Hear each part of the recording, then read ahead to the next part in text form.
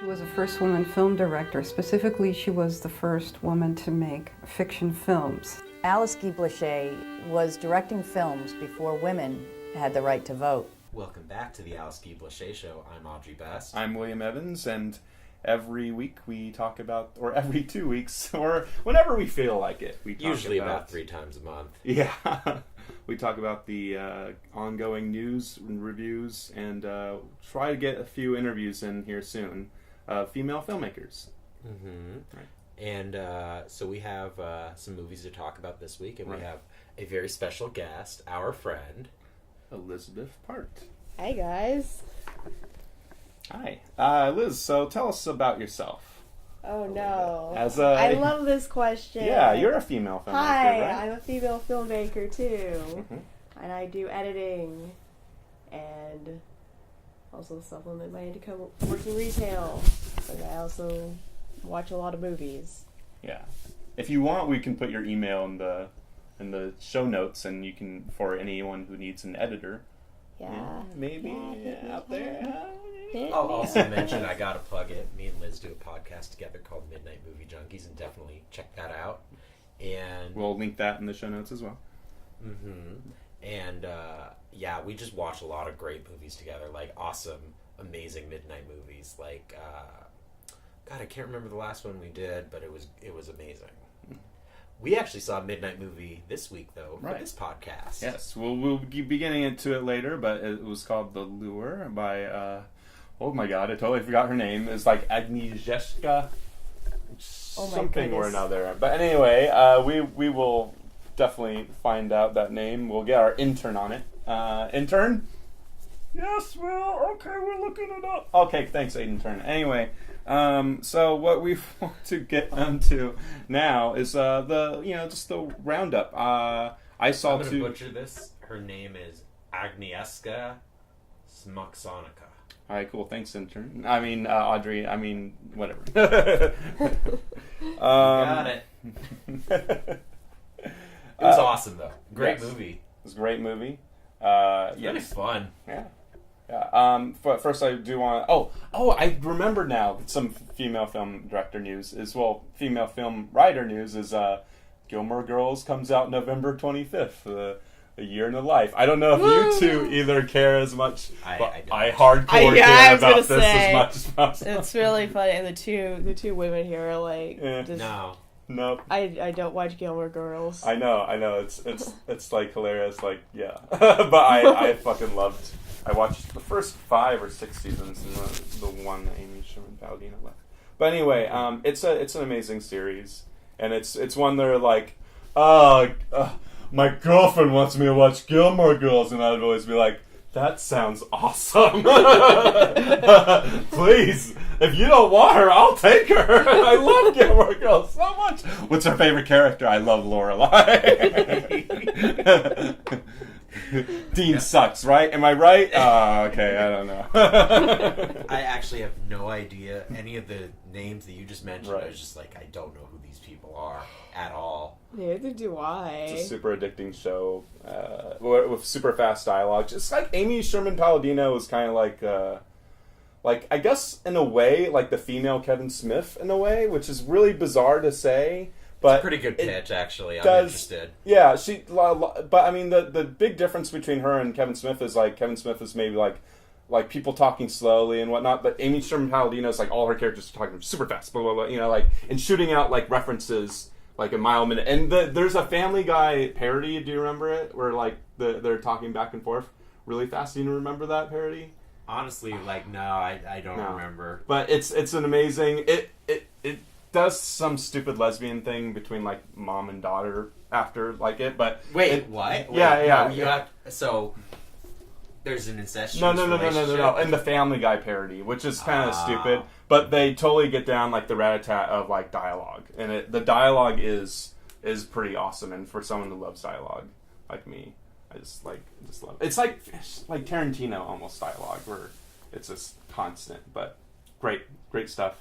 I'll check out an episode probably at some point. I will. Yeah. It might take me, a couple years. Yeah. I have to catch up on Black Mirror first. Yeah. Yes. Yeah. Anyway, you want to talk about Black Mirror, the female writers on? Oh, yeah, I feel... God, I remember hearing that there was, like, a female writer, like, helping Charlie Brooker at one point. And then Rashida Jones wrote the third season opener, I think with somebody else.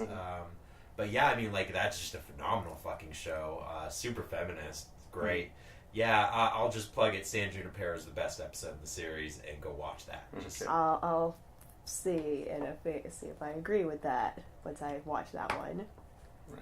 Yeah, all right, cool. Yeah, I'll check it out eventually. After the Gilmore Girls, I'll check it out for sure. But expect my full review of like Gilmore Girls next week, where I'll be like, I watched it 3 times in a row. It's like a 3 hours. Well, yes, I know. I still watched it.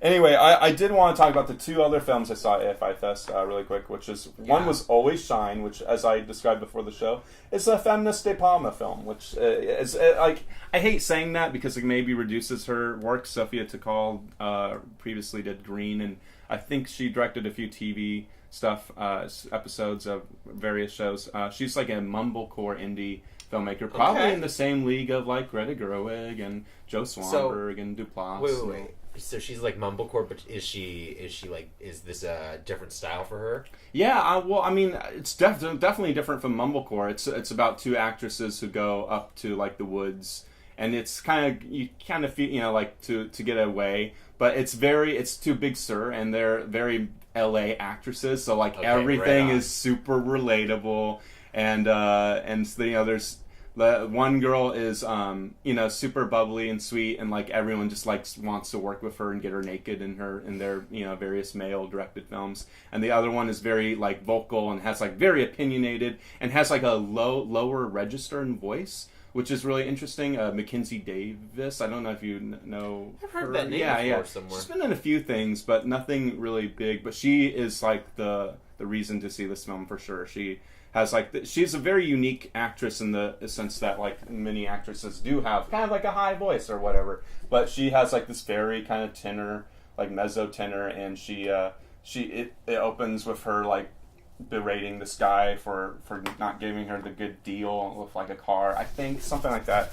And then they go off, and she's pretty much trying to figure out like why she's not succeeding and why her friend, who's super bubbly and lovely and whatever, is succeeding.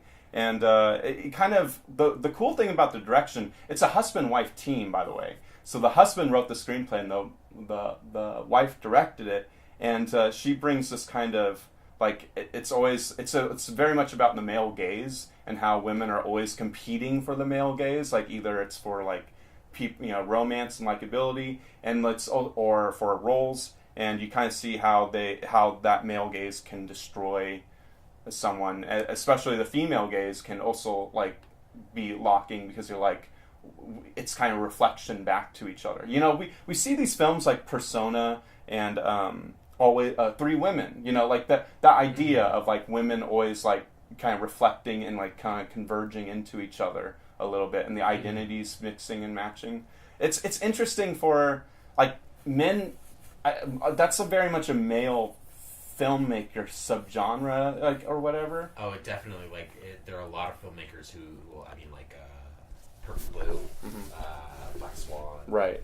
I mean, like, there's tons of examples of this exact type of movie. Yeah, so like, it is a recurring thing in the history of film. The director talked about how, like, how like Darren Aronofsky kind of fetishizes the masturbation scenes in Black Swan a little bit. Like, she was like, for me, masturbation was never like. She was talking openly about this at a festival, which was pretty awesome and brave, and I don't know, brave, quote unquote brave, but it was cool. It was open, and she was saying like masturbation was always scary for me. It was something when I first started out. I was like, like what's happening here, and Darren Aronofsky makes it very like sexual and like hot and blah blah blah, and like all the guys that I saw it with were all like into it.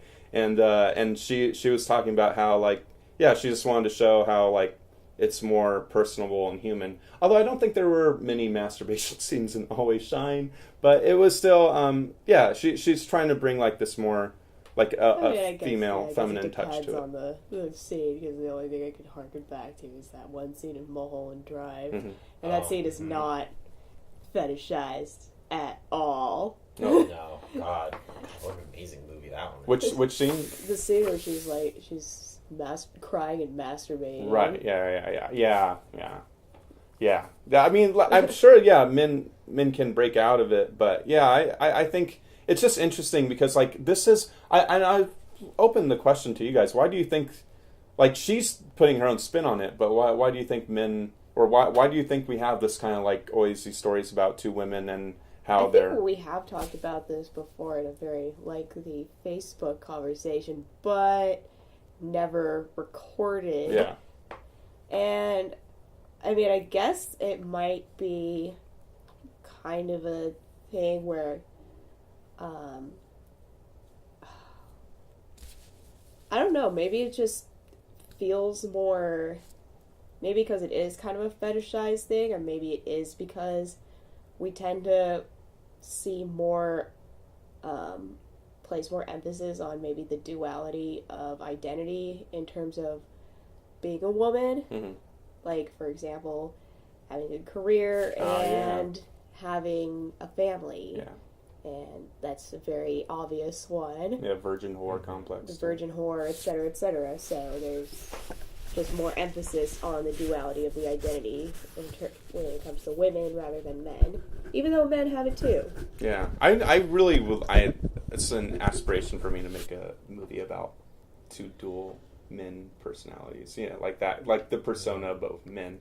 But I don't know... I'm still trying to understand this duality of women. What do you have thoughts about it, Audrey?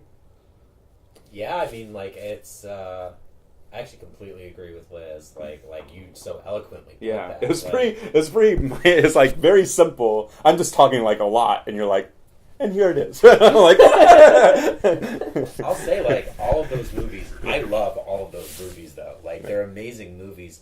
And I guess, like, there's definitely something to the fact that, like, when it's women characters, like, going through this type of thing, it's not, like, as earth-shattering for, like, a male audience where it's, like, if you know, sometimes you can hit too close to home with men or something. I don't know. I mean, there's also that, and also because I noticed that there is sometimes a decent amount of very subtle to not so subtle lesbian subtext in these types of movies. Mm-hmm. So it's a little bit less threatening when it's two women than it is when it's two men, because if it's two men, it's like, ugh, that's gross. But if it's two women, it's like, oh shit, that's hot.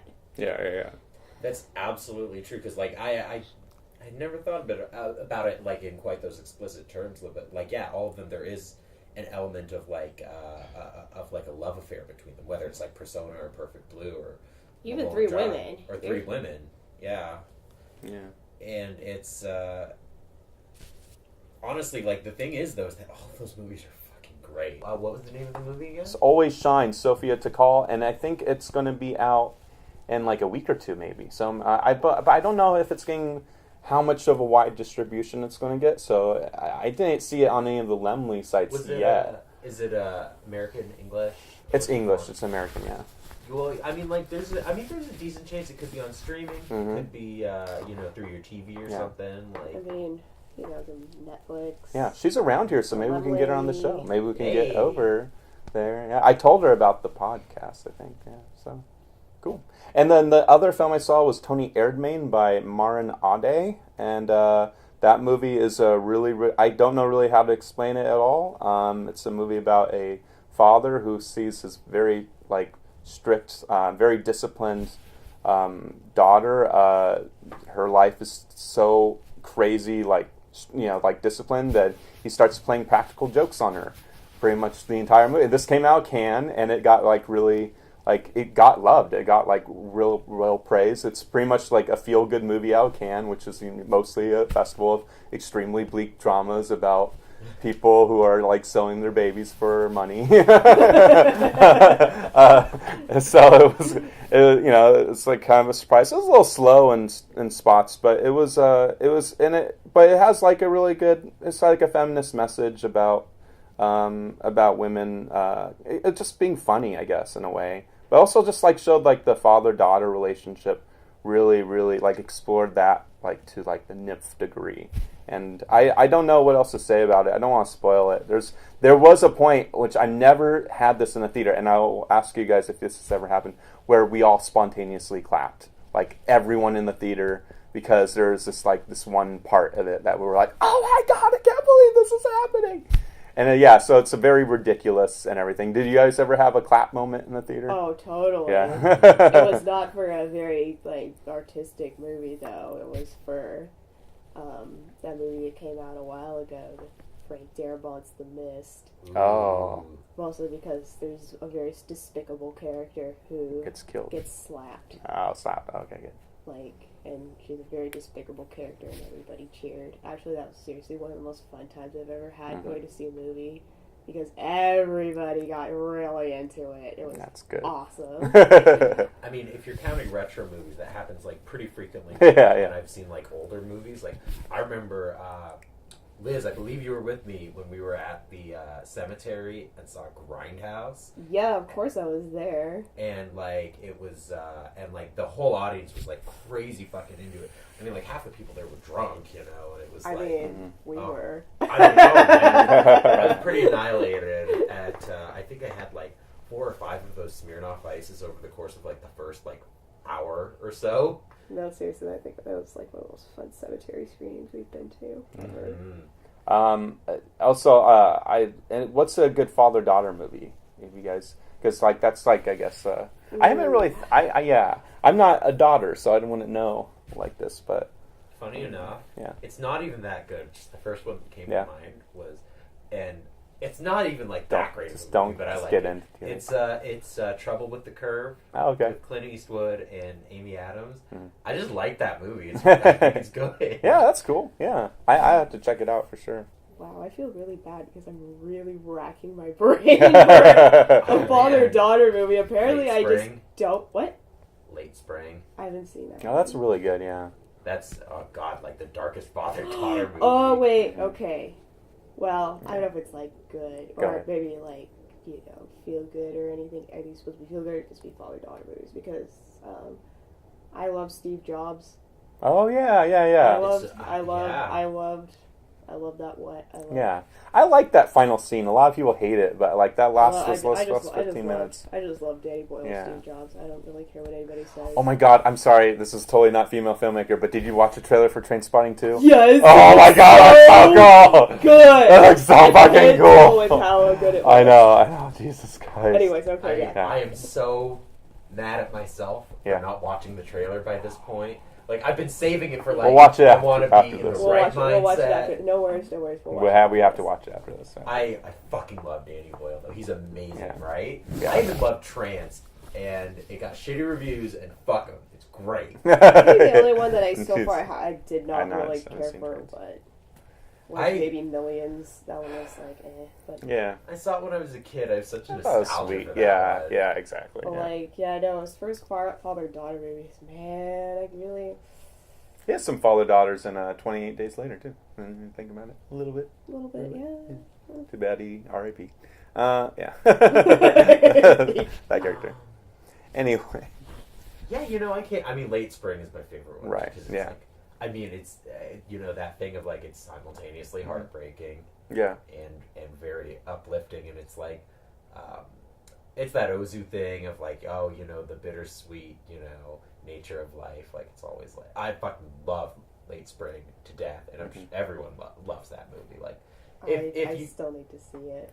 it's so worth it. Yeah. It's, I mean, like, it's, I know they have Filmstruck, the Criterion TCM.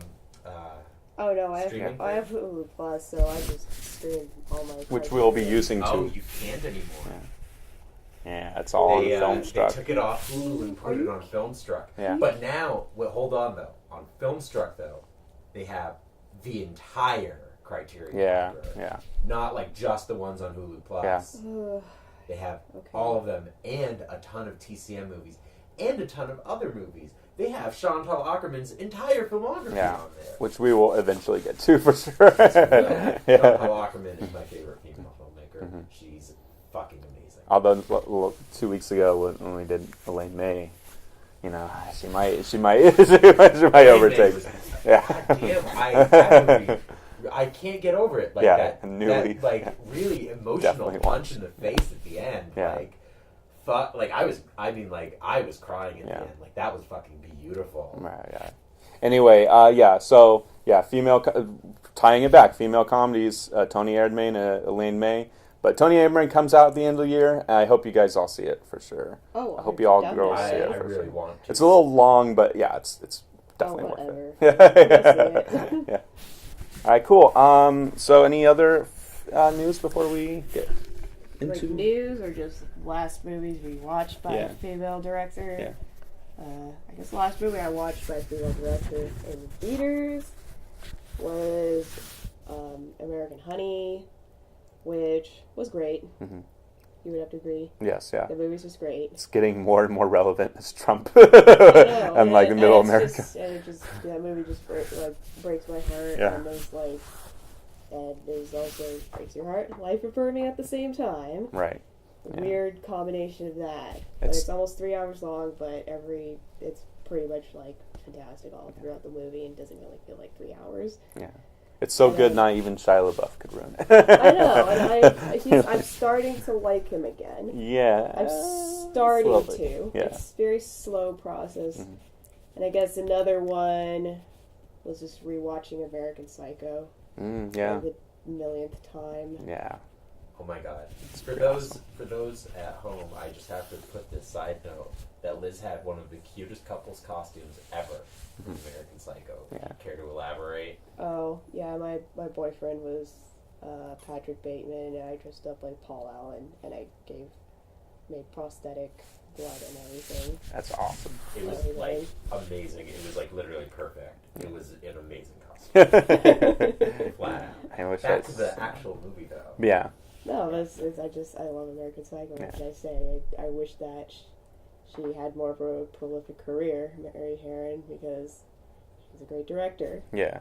Yeah. I guess she still does TV, but and I guess cool. maybe if she's happy with that, that's cool. And if you're listening, Mary Herron, you go, girl. But if you're, we love you. We love you. We love you.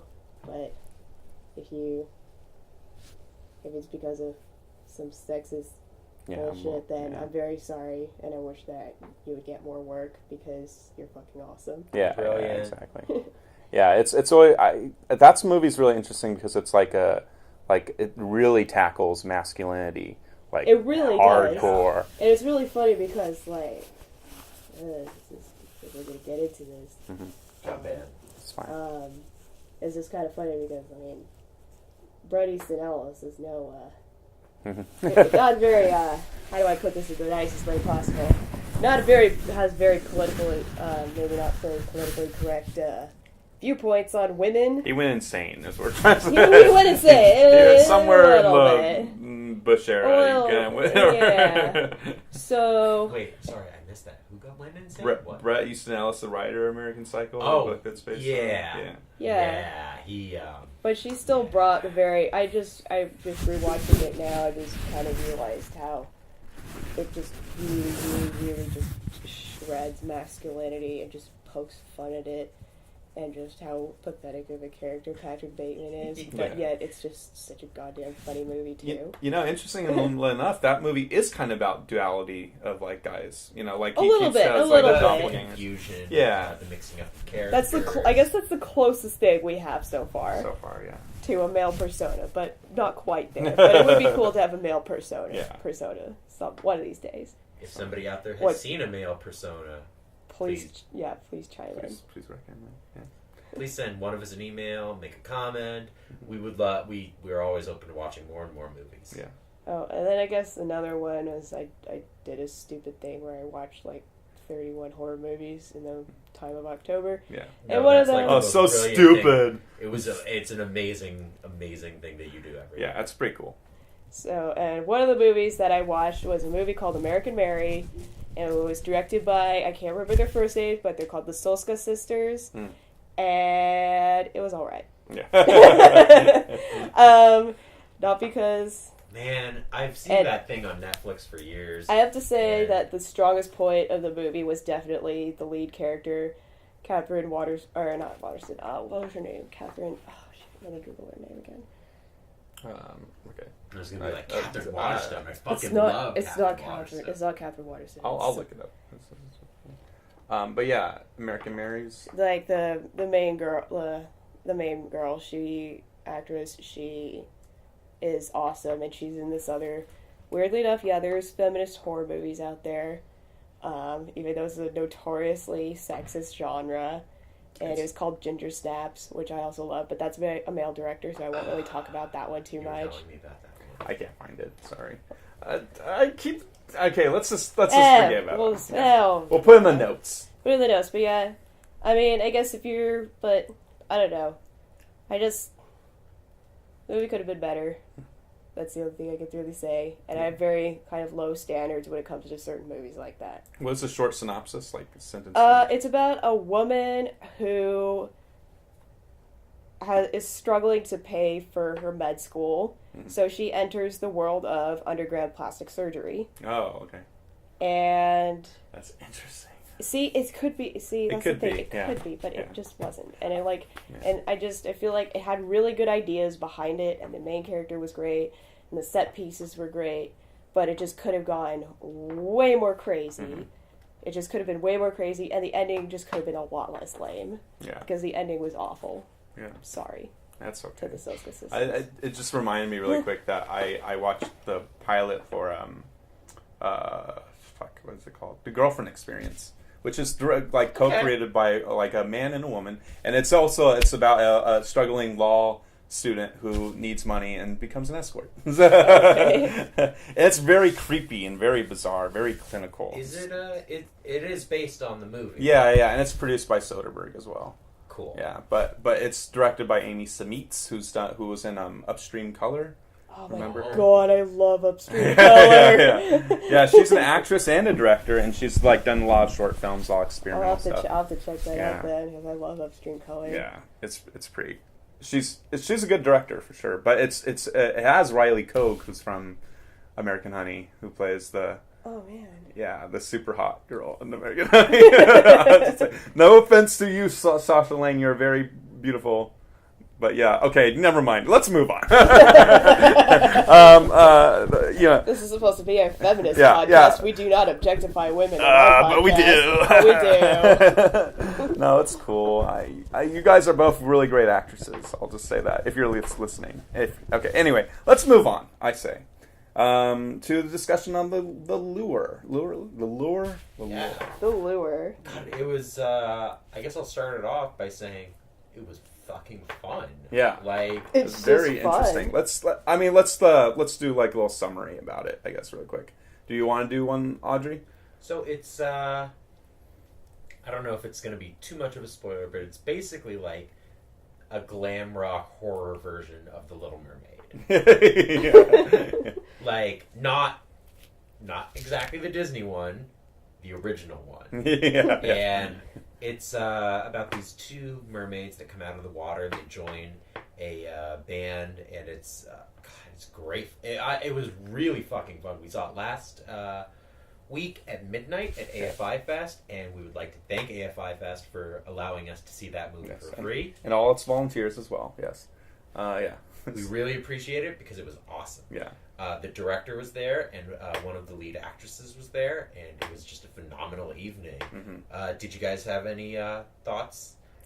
I thought it was like I really wanted to ask what planet you're from. From there. It's a really bizarre movie. It has what I think call it a Robert O. Vaughn moment, which is like a politically incorrect moment that is nonetheless fucking hilarious, where the girls are chanting to each other and then they start laughing and then they get both punched in the face by this guy, and then get thrown into the sea or whatever.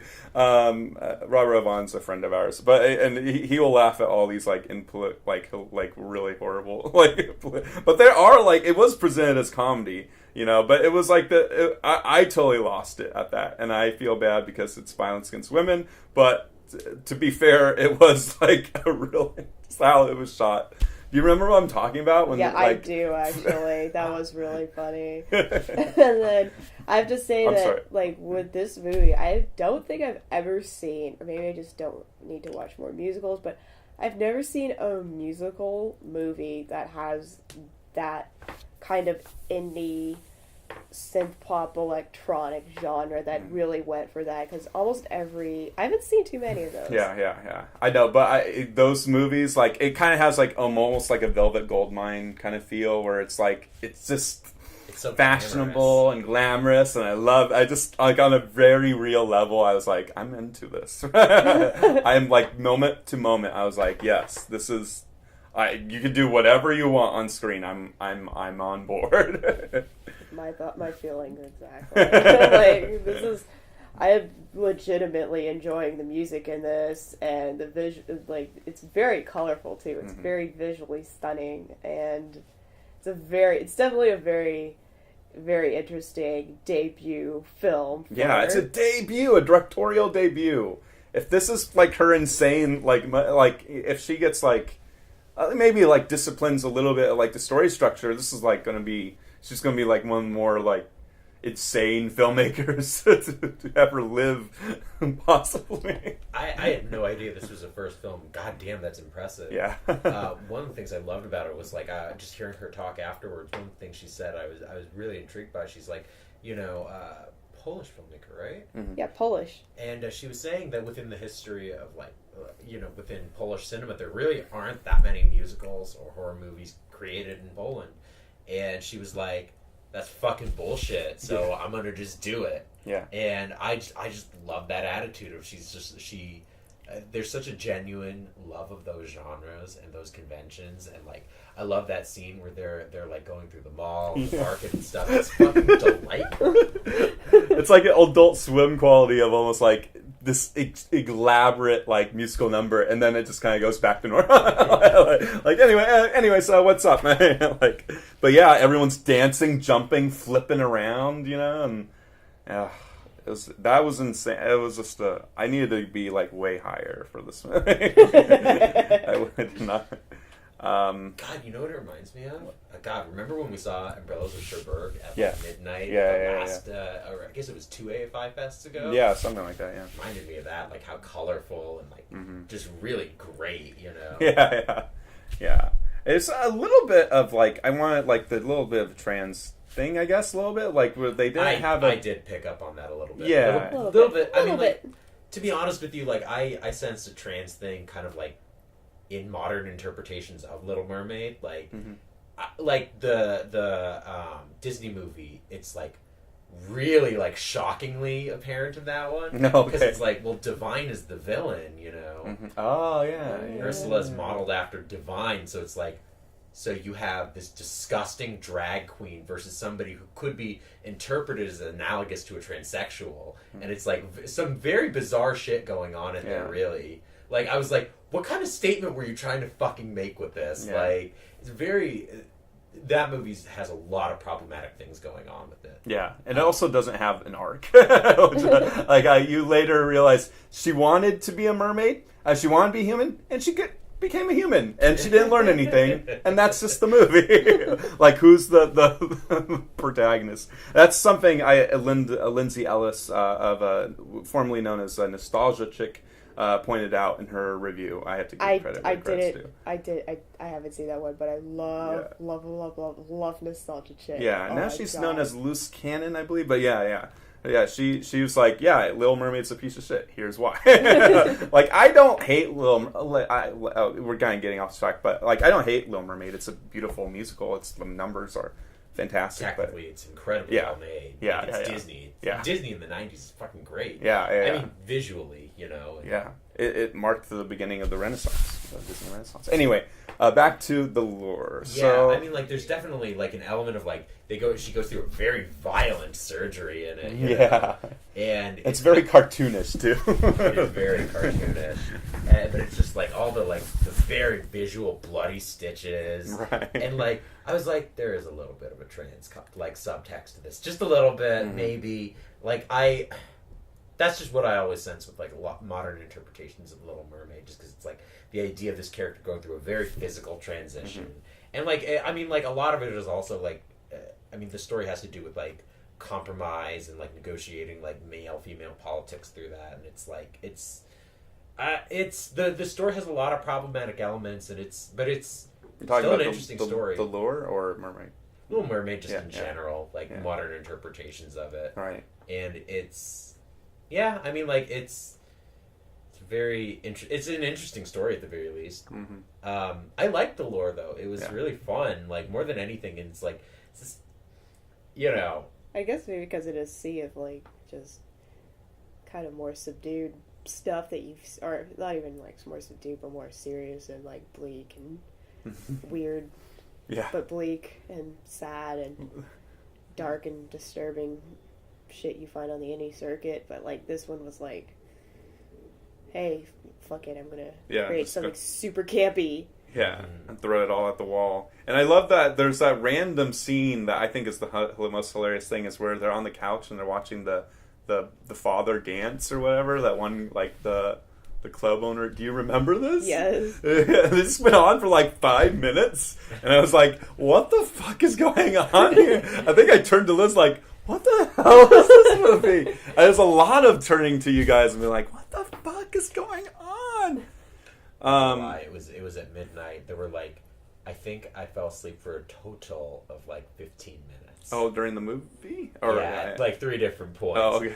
Not because I didn't love it, Yeah. but because I was tired. Yeah. I've been going since 8 a.m. and it was at midnight. I had a friend who said that they thought they dreamed the movie because they were on Ambien when they watched it. Oh my god, I can't even picture that. It's like, does this movie exist? And then you go to IMDb and you're like, holy fuck, yes it does. That's kind of like, it's kind of good to watch movies when you're really sleepy because you kind of like it'll mix into your dreams a little bit. I've had that happen before, definitely. Right. It's it's I think I always have to very be like the interesting. right kind of tired, because I think like the first time I watched 2001: A Space Odyssey, I was like kind of tired, but it wasn't tired to the point of just like falling asleep, but it was tired to the point of being able to just kind of zone out and enjoy the movie. Yeah, I mean, I don't know. The Lure is just really a batshit insane movie. Kind of reminds me a bit of like the Wachowskis a little bit, like when maybe before Sense8, when Speed Racer is not. Speed Racer is a great movie, but it is batshit insane. I mean, it is also a batshit insane movie where like the editing is trying to crazy. match the tone Yeah. of the original. God, that movie's so fun. Yeah.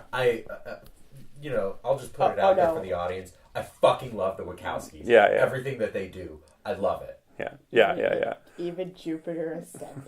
Hardcore. Love Jupiter I need to Ascending. see Jupiter Ascending. I will stand alone with one other dude on the internet and be like, that movie's fucking great. No, that has a big following on Letterboxd. So you find there like a lot of people are hardcore defense of that movie for sure. I need to watch it still. Though. I haven't watched it yet, but I will hardcore defend Speed Racer to the day I die, because that movie is fucking awesome. Yeah. While we're on Jupiter Ascending, I will do my quick defense of it. There's an amazing trans subtext to the movie. I think it's a brilliantly feminist take on the YA genre. It's like the Wachowskis really wanted to do a take on the Hunger Games style, where it's like, I feel like a lot of those YA movies, like a big part is the femininity involved in the main characters. And this is like the first one I've seen where it's like it truly allows Mila Kunis to just be a woman in it and like embrace her femininity in the process of the movie. Yeah. And it's awesome. It's fun. It's brilliant visually. Yeah. I love the subtext of it. It's fun. Is it that deep in terms of its ideas? But like I think it's great. Yeah, for sure. Yeah. I will check it out for sure eventually. But yeah, I getting a little back to the Lure. I don't know. Mm-hmm. Like there's did you guys find any feminist subtexts? Or I mean, we talked a little bit about the trans. I guess there's a little bit of like the sisterhood between the two, even though they kiss at one point. That was a little weird. That was. I mean, like, The Little Mermaid, the story's like a lot about compromise for the sake of men. It's like she doesn't really want to become a human because she wants to be a human or something. Mm-hmm. She wants to be with this guy. Yeah. And it's like, if she knows she can do it if she's a human and she sacrifices her voice to do it, it's like, that's the metaphor is so on the nose. Mm-hmm. You know, it's like she's suppressing part of herself to compromise for this dude. Yeah. And it's, you know, about like you shouldn't do that or you'll turn into bubbles. Yeah. Which, I mean, her sister is a voice of reason, being all like, no, seriously, fuck that guy, like, come on. Yeah. Being a mermaid is so much more cool. And, Yeah, like, and she's like, she's right. No, like, come with me and eat people. Yeah, and they eat a lot of people, which we haven't really mentioned, but they do eat people.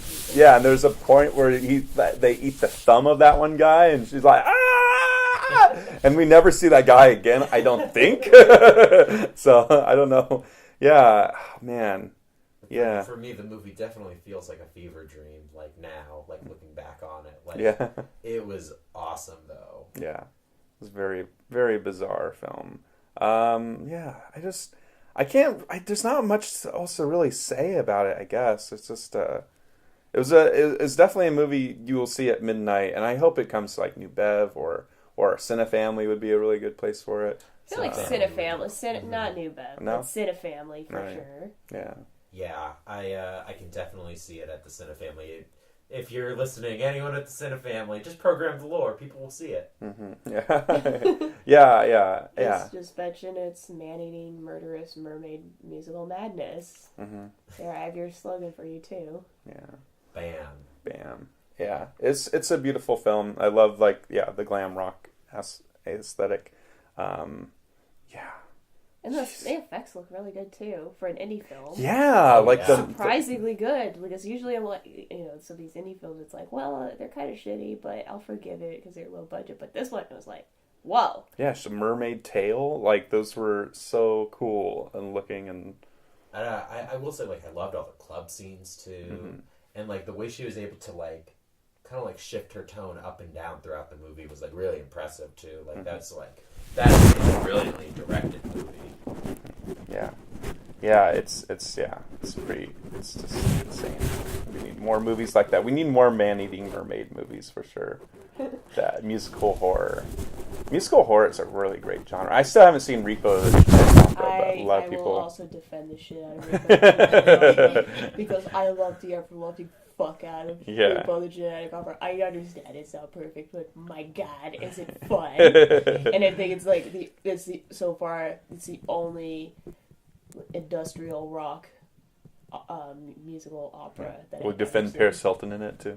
No, she was actually good. She kind of played herself. Have you seen that, Audrey, at Repo? I remember it being a huge cult hit when I was in high school. I was like, yeah, in high school I really wanted to go see it, and everyone's like, why would you want to see that? And I was like, oh yeah, I guess I don't want to see it. I think that's the same thing with me, but like I ended up just renting it and falling in love with it. All right, cool. Well, I guess that's any other closing thoughts on The Lure? Go see it. Go see it. Yep. If you can, yeah. And can you say the name again? Agnieszka. Oh, jeez. Yeah. Let me get that for you. Yeah. For all of y'all.